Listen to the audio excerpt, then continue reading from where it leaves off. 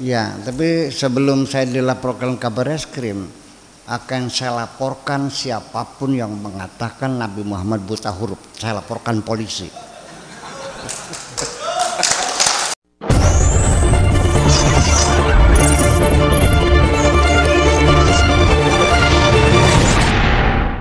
Assalamualaikum warahmatullahi wabarakatuh. Waalaikumsalam warahmatullahi wabarakatuh.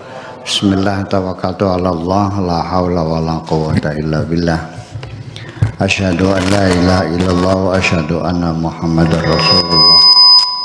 Allahumma shalli ala sayyidina Muhammadin wa ala alihi wa sahabatihi ajma'in. Assalamualaikum warahmatullahi wabarakatuh. Kita lanjutkan pada halaman 59.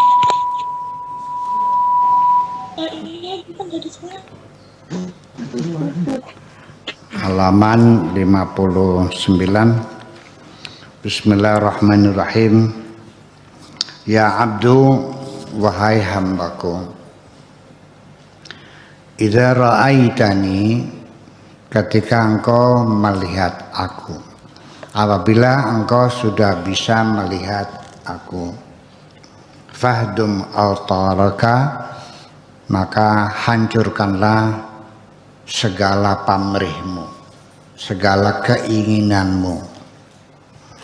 Fa izzati, aku bersumpah demi kebesaranku, la yazulul khataru, kerawanan tidak akan hilang, hatta yazulul wataru, sampai hilangnya pamrihmu dan keinginanmu. Terjemahnya adalah, wahai hambaku, apabila engkau telah melihatku, maka hancurkanlah segala pamrihmu.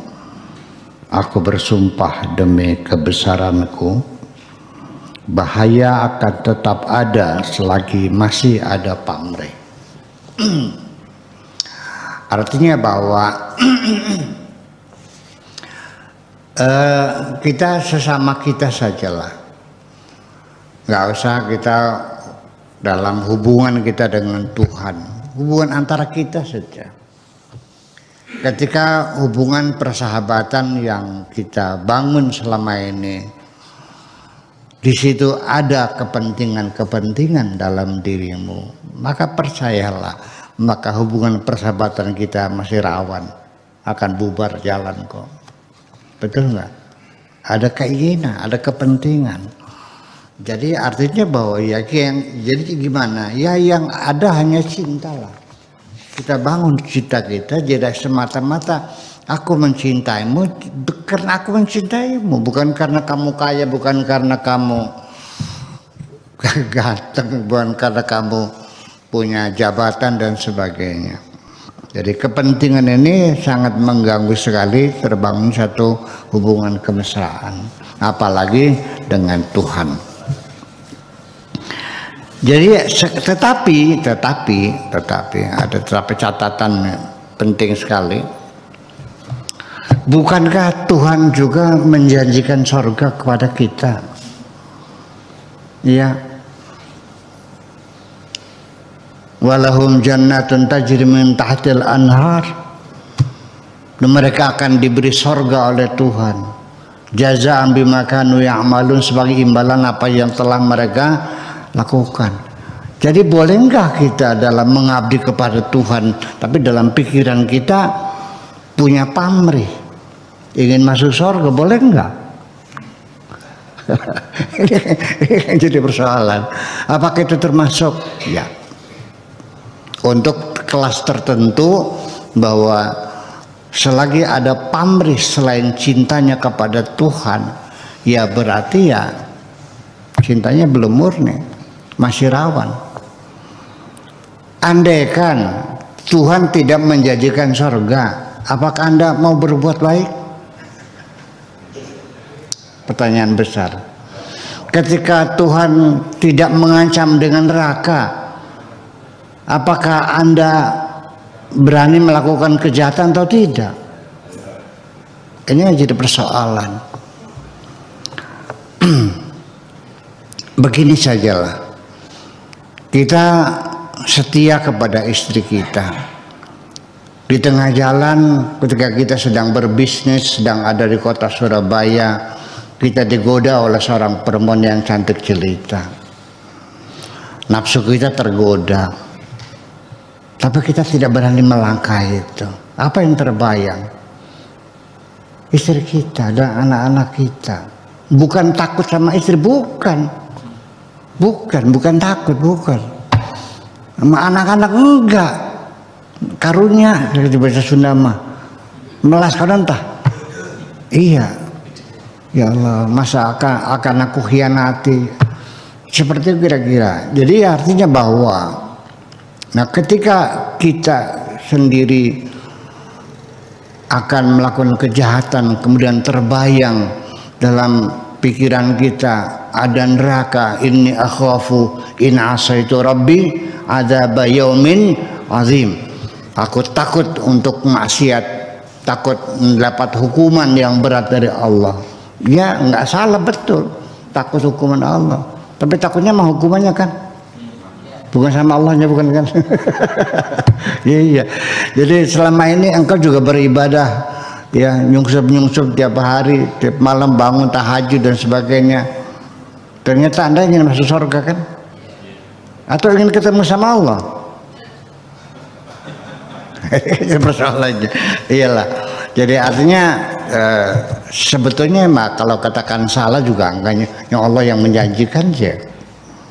Ya tapi kan bahwa kualitas kita kan kualitas cemen. Iya. Jadi Allah menjanjikan untuk orang-orang yang memang punya kepentingan. Iya. Bagaimanapun juga tidak salah orang ingin masuk surga. Enggak, Allah menjanjikan aja. Masa Allah menjanjikan Allah salah? Iya, jadi artinya untuk kelas ini ya, yaitu kelas munafik ya, berbuat baik hanya mengharapkan sanjungan orang kan gitu. Untuk orang yang beriman ya berbuat baik ingin masuk surga. Bagi seorang yang kekasih Tuhan ya saya kira nggak ada urusan dengan surga. Dia lebih merindukan dengan Tuhannya kok. Yang penting bisa ketemu dengan Tuhan. Itu maksudnya dengan autor atau kepentingan itu. Lanjut lagi. Saya langsung nomor 62. Idza ma nafaita ma siwaya.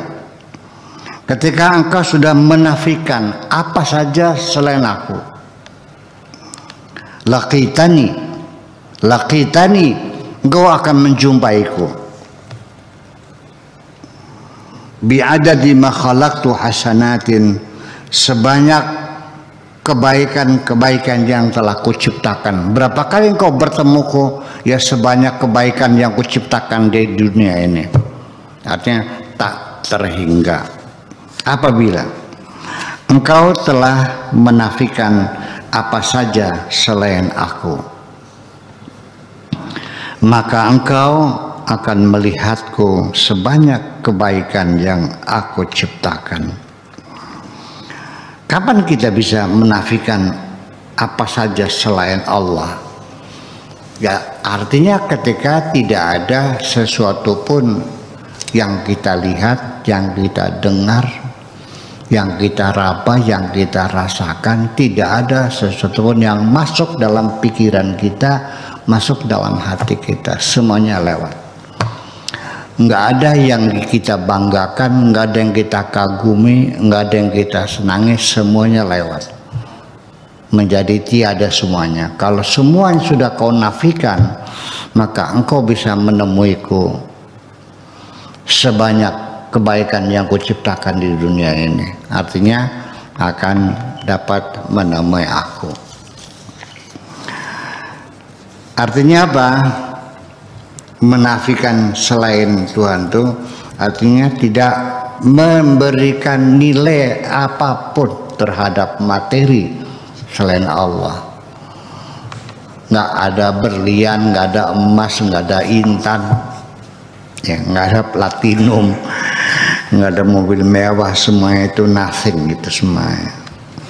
Lihat mobil apa itu kaleng loh. Iya, ngeliat perempuan cantik lah, mayat juga. Ya, kalau sudah jelas, kalau udah rohnya keluar, memayat kan, akan mengerikan sekali. Disitulah kita akan bisa menemui Tuhan berkali-kali. Lanjut 63, anta abdus siwa ma ra'aita lahu asaran wa asaru ayu syai'in hukmuhu. Anta abdus siwa, engkau adalah hamba selain aku. Ma ra'aita lahu asaran, selagi engkau masih melihat ada pengaruh dari sesuatu itu. Apabila engkau melihat sesuatu dan masih berpengaruh ke dalam jiwamu, ya, maka engkau adalah hamba orang lain, bukan hambaku, hamba selain aku. Kalau engkau mengagumi lukisan, ya engkau berarti hambanya lukisan. Kalau engkau mengagumi harta, ya engkau hambanya harta. Ketika engkau sebagai hamba selain aku, maka engkau tidak akan melihat pengaruh keberadaannya. Ya, jejak apa saja dapat dilihat berawal dari kekuasaan. Jadi artinya bahwa ketika apapun sesuatu yang kau lihat, yang kau tangkap dengan panca inderamu, lalu menimbulkan kekagumanmu terhadap sesuatu itu, maka engkau adalah hamba sesuatu itu. Artinya bagi orang yang sudah bertuhan, tidak ada lagi yang dikagumi kecuali hanya Tuhannya. Tidak ada lagi yang disegani kecuali Tuhannya. Tidak ada lagi yang dicintainya kecuali Tuhannya semuanya. Man ra'ani syahida anna syai'a li wa man syahida anna syai'a li lam yartabit bihi. Barang siapa yang telah melihat aku, syahida anna syai'a li, maka dia akan menyaksikan bahwa segala sesuatu adalah milikku. Siapapun yang melihatku, maka dia telah menyaksikan bahwa segala sesuatu adalah milikku. Barang siapa yang menyaksikan bahwa segala sesuatu adalah milikku, maka dia tidak akan terikat dengan apapun. Selagi engkau masih terikat dengan sesuatu, maka selamanya engkau merasa sesuatu itu sebagai milikmu. Dari satu sisi, apabila engkau melihat segala sesuatu itu adalah milikku dari segala sisi, pasti engkau tidak akan terikat dengan apapun. Keterikatan kita dengan sesuatu, interdependensi manusia tidak bisa dihindari secara sosiologis, bahwa interdependensi manusia tidak bisa dinafikan, tidak bisa diabaikan, tidak bisa dihindari. Manusia itu punya saling ketergantungan, interdependensi antara satu dengan yang lain. Artinya saya jamin engkau tidak akan bisa hidup di dunia sendirian, kecuali membutuhkan bantuan dan pertolongan orang lain. Nah, makanya tidak salah sebatas kerjasama dan ketergantungan itu saling membutuhkan. Kalau kita tidak kuat menggotong meja sebesar ini, ya ajaklah teman-temanmu. Ya 5 orang, 6 orang kan tergotong. Anda nggak bisa bikin rumah sendirian. bikin bata sendiri, bikin kusen sendiri, bikin keramik sendiri gitu. Ya sampai mati nggak bakal jadi keramik. Iya, ya kan, kapan semuanya nggak bisa. Mesti ada job description. Dalam bermasyarakat diperlukan job description, artinya pembagian tugas disesuaikan dengan bakat masing-masing, kemampuan masing-masing, potensi masing-masing, modal masing-masing, keinginan masing-masing. Ada orang yang bakatnya melukis, ya melukis lah. Anda gak usah ngelukis, tinggal beli aja. Anda bisanya nanam cabai, ya udah nanam cabai, nanti hasilnya dijual, nanti uangnya buat beli lukisan. Yang ngelukis ya sudah melukis saja, nggak usah nanam cabai, ngapain? Tapi sekarang perlu cabai, ya nggak usah nanam, lukis aja yang bagus, nanti dijual, nanti uangnya buat beli. Yang bisa jahit, ya nggak usah bikin kain, nggak usah bikin tekstil, jahit aja jahit. Nanti saya makannya gimana? Sabrang, bawang, cabai. Lah ya kan jahit aja dulu yang bener, nanti hasilnya bisa buat beli cabai segala macam. Itu kan adanya job description itu berdasarkan kemampuan dan bakat masing-masing yang berbeda-beda. Dan itu Allah membagikan bakat. Itu formasinya sangat akurat sekali. Iya, itu pas sesuai dengan kebutuhan. Berapa banyak orang yang perlukan suaranya enak. Nggak semua orang bisa nyanyi kok. Yang musabaqah tilawatul Quran, yang bisa tilawah Quran berapa orang satu desa? Paling satu orang. Kadang-kadang juga nggak ada. Masa orang bisa baca tilawah semua? Ya, yang bisa jahit nggak semua. Ya, dibagi bakat itu untuk memenuhi kebutuhan semua. Yang nyanyi berapa orang, yang melukis berapa orang, yang ngukir berapa orang, yang kaligrafi berapa orang, yang tahu nahu berapa, yang sorof, yang balaghah, yang bahasa Indonesia, yang itu dibagi oleh Allah semuanya. Nah, ketika ada di suatu negeri, satu kampung, satu daerah kekurangan tenaga ahli di bidang apa saja, itu sebabnya bukan karena Allah tidak menghitung, tapi manusianya yang kurang ulet. iya, kurang pembinaan, dibiarkan kekurangan itu. Ya termasuk pendidikan kita kan tidak dikaitkan dengan kebutuhan negara. Tidak dikaitkan pendidikan ini dengan kebutuhan pembangunan kita. Skala prioritas tahun depan adalah di bidang pertanian. Sok berapa mahasiswa yang masuk sekolah pertanian? Yang kedua industri, berapa banyak orang yang masuk ke teknik industri? Masuknya bahasa Indonesia, sejarah, PAI, iya, akuntansi, komunikasi. Nah itulah persoalannya.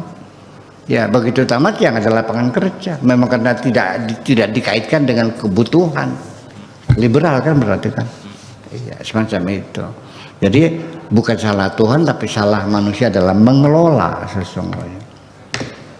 Itulah makanya ini interdependensi dalam artian pengertian secara sosiologis, kebutuhan kita, ketergantungan kita dalam bentuk kerjasama memang itu dianjurkan. Wa ta'awanu 'alal birri wat taqwa wa la ta'awanu 'alal ismi wal udwan. Ya, bekerja sama dalam kebaikan-kebaikan dan ketakwaan. Ya, jangan bekerja sama untuk kejahatan-kejahatan. Jadi yang disebutkan dengan ketergantungan sini adalah bukan ketergantungan sosiologis, tapi keterpautan hati kita, keterikatan hati kita mencintai seseorang dan mengandalkan seseorang. Itu yang nggak boleh.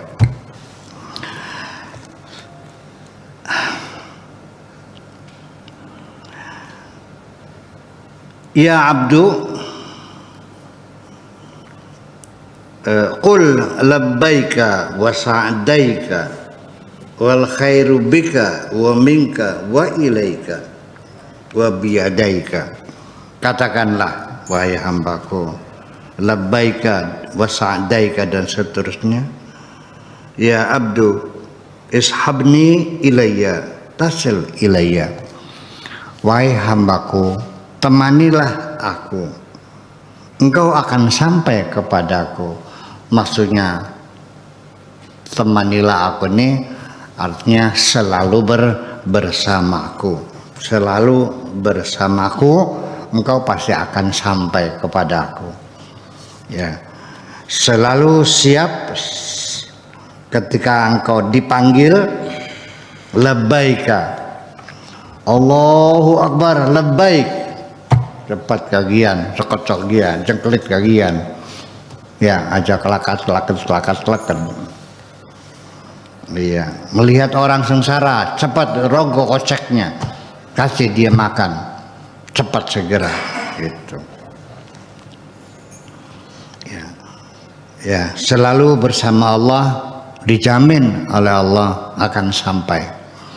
Ya, jangan pernah jauh dari Allah, selalu bersama Allah.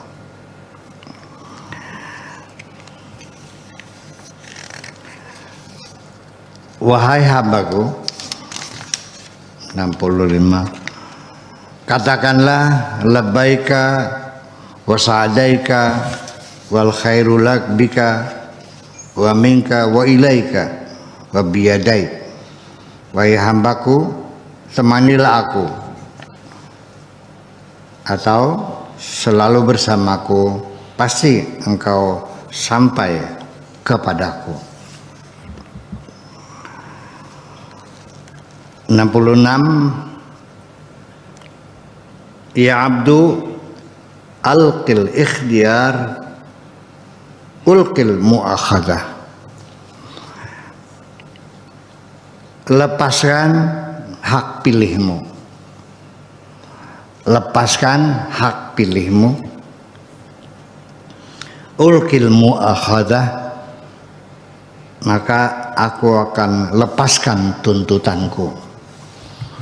Selagi engkau melepaskan hak pilihmu, maka aku pun akan melepaskan tuntutanku.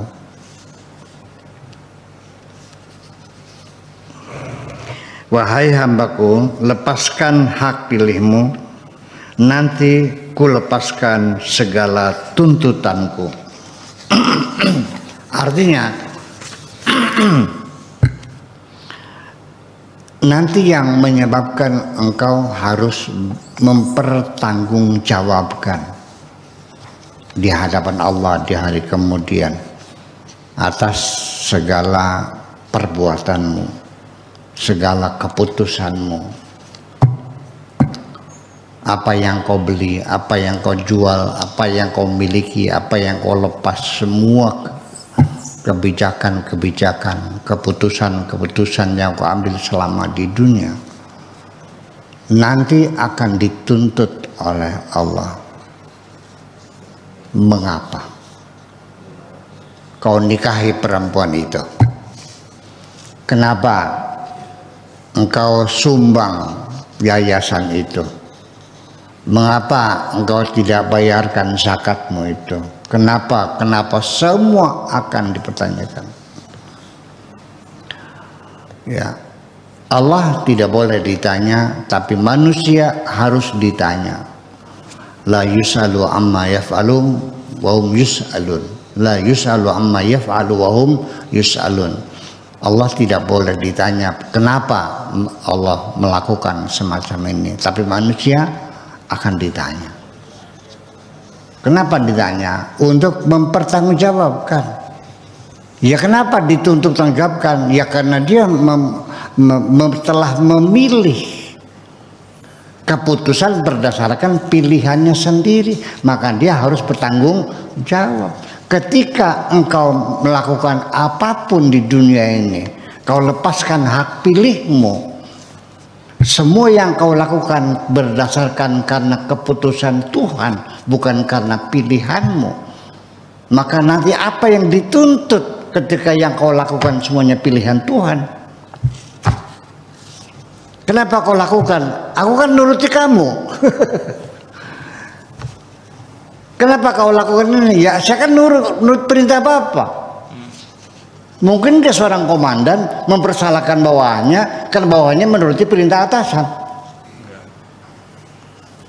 Kenapa kau tembak macan itu? Ya kan disuruh bapak.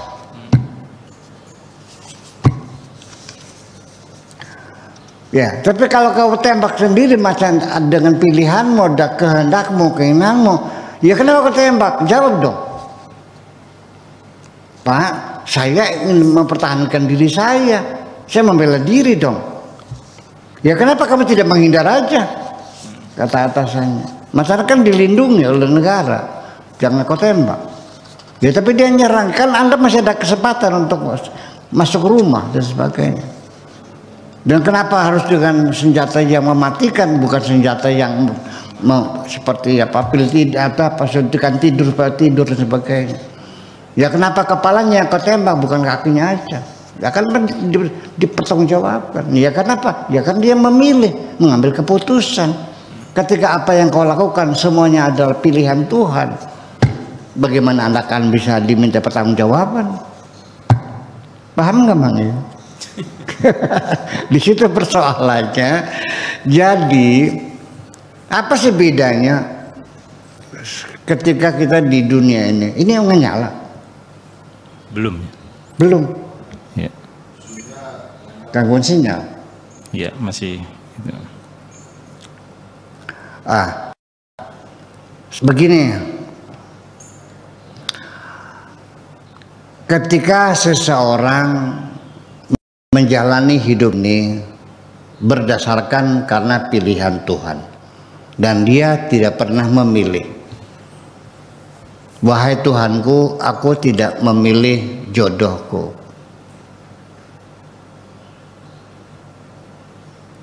Iya. Ini adalah pilihanmu. Aku tidak memilih jadi lelaki, tapi aku hanya menjalani pilihanmu karena engkau telah memilih aku jadi laki-laki.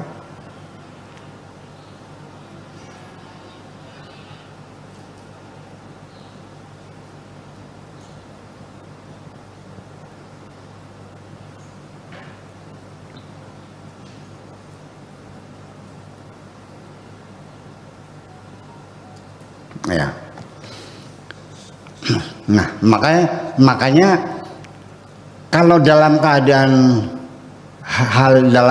yang menyenangkan, mungkin kita tidak bisa membedakan orang yang menjalani kehidupan berdasarkan pilihannya dan orang yang menjalani kehidupan berdasarkan pilihan Tuhan.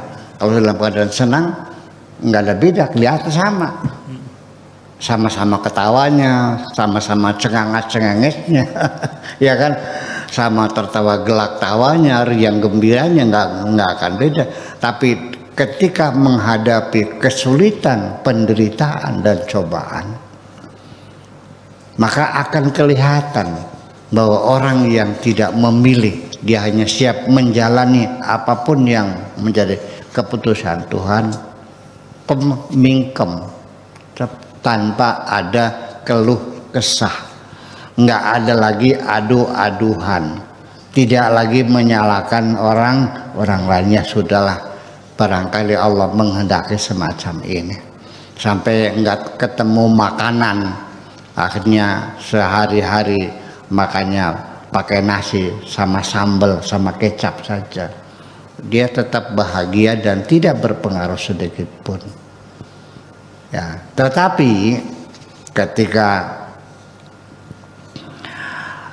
orang itu berdasarkan pilihannya, maka mulutnya tidak pernah berhenti berkeluh kesah.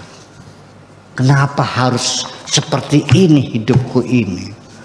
Ini gara-gara kamu semuanya ini. Iya. Padahal aku punya kemampuan yang lebih dari ini. Aku bisa beli sate. Kenapa harus makannya pakai kecap seperti ini? Nggak pernah berhenti berkeluh kesah. Dan ketika kita menjalani kehidupan sambil berkeluh kesah, berarti Anda dalam penderitaan. Paham nggak? Jadi ya sudah, banyak bersyukur saja. Alhamdulillah masih bisa makan. Yang penting mah sehat. Biar makan sama sambal aja, kalau badan sehat kan enak. Daripada makan sambal goreng dengan bergedel sate, tapi kalau kolesterolnya tinggi, kalau gulanya tinggi, terukur. kalau tensinya tinggi, kalau asam uratnya tinggi, enak mana? Ya enak sambel. Lah ya itulah persoalannya. Jadi dia selalu bahagia, selalu senang menerima segala keputusan Tuhan, dan dia tidak pernah memilih. Andaikan satu hari malaikat datang, wahai Kiai Syakur Yasin, engkau diperintahkan Tuhan untuk memilih. Baik malaikat, kalau memang perintah Tuhan aku harus memilih, saya harus milih. Oke, milih. Kemudian pada kesempatan lain malaikat datang lagi, sudah kau ambil keputusan memilih? Sudah. Apa keputusanmu? Keputusanku adalah tidak memilih. Saya memilih untuk tidak memilih. Kenapa? Karena di balik pilihan ada tanggung jawab. Ya, kalau tidak memilih, ya menerima sami'na wa ata'na ghufranaka rabbana wa ilaikal masir. Siap kita terima apapun yang menjadi keputusanmu ya Allah, yang penting ampunilah kami. Ya, sami'na wa ata'na ghufranaka rabbana wa ilaikal masir, karena bagaimanapun ya akhirnya akan keputusan terakhir ada di tanganmu, wa ilaikal masir. Itu.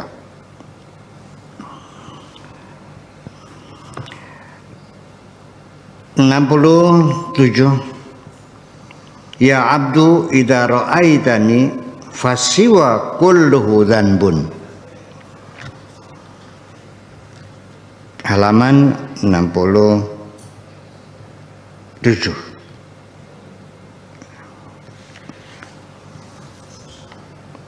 Wahai hambaku, ketika engkau telah melihatku, maka semua apa saja selain aku adalah dosa-dosa. Saya ulangi lagi. Wahai hambaku, ketika engkau telah melihatku, maka semua apa saja selain aku adalah dosa-dosa. Jangan salah paham. Mungkin Anda sering melihat entah di pengajian, entah di ceramah, entah di YouTube dan sebagainya.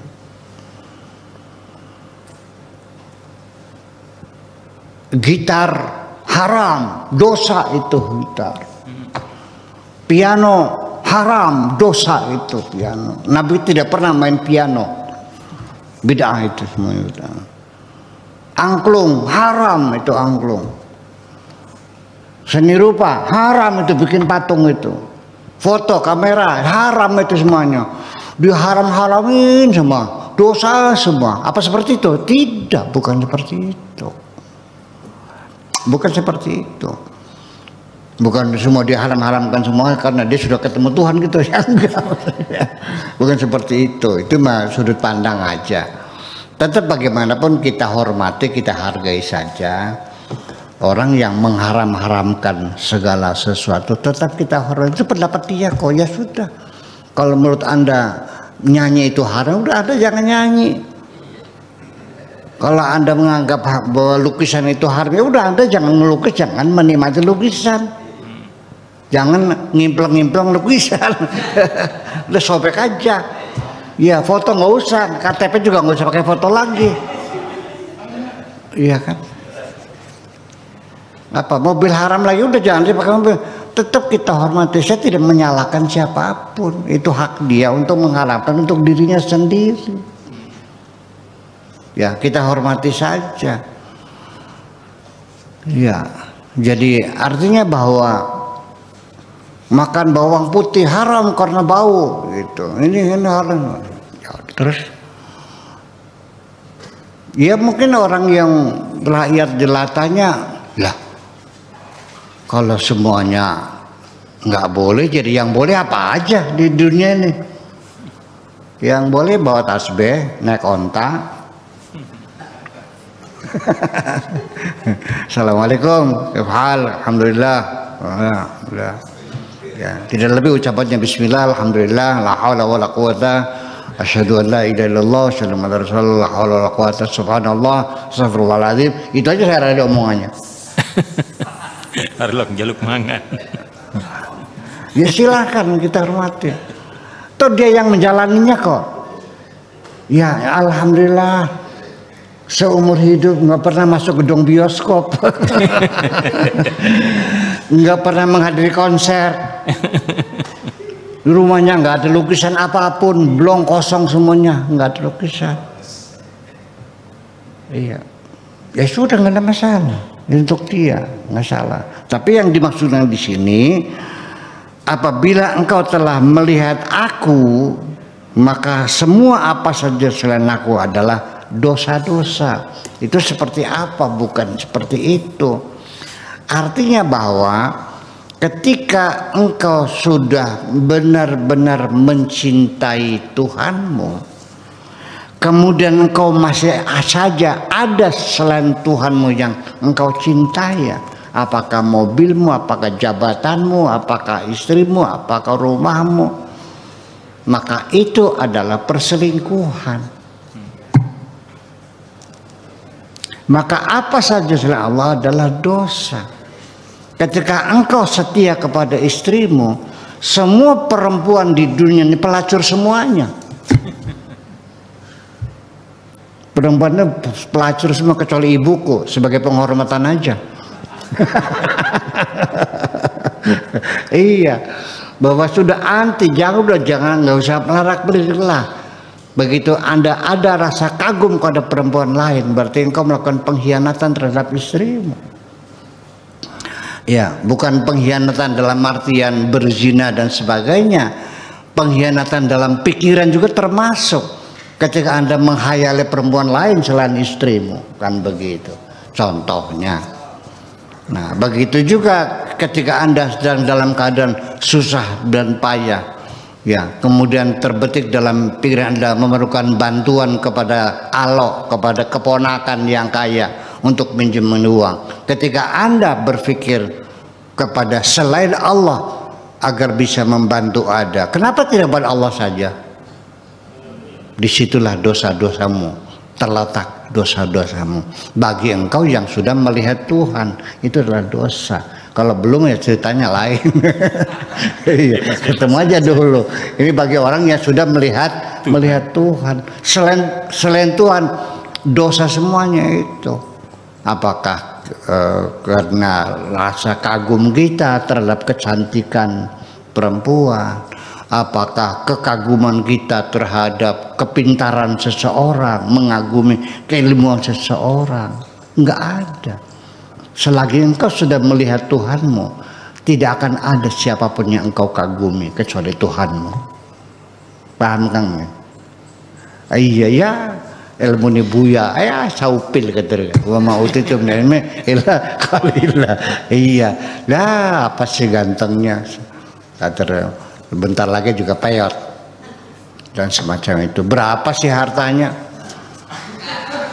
Ya iya. Kang pun pira sih dunyane. Terhitung tak? Beli 1.000 triliun. Lah kan seperti itu. Jadi tidak ada yang dikagumi semuanya itu. Kalau kekayaan, dia selalu Allah Maha Kaya. Kalau kesaktian, Allah Maha Sakti. Keilmuan, Allah Maha Mengetahui dan seterusnya. Tidak pernah melirik kepada yang lain-lain. Oke.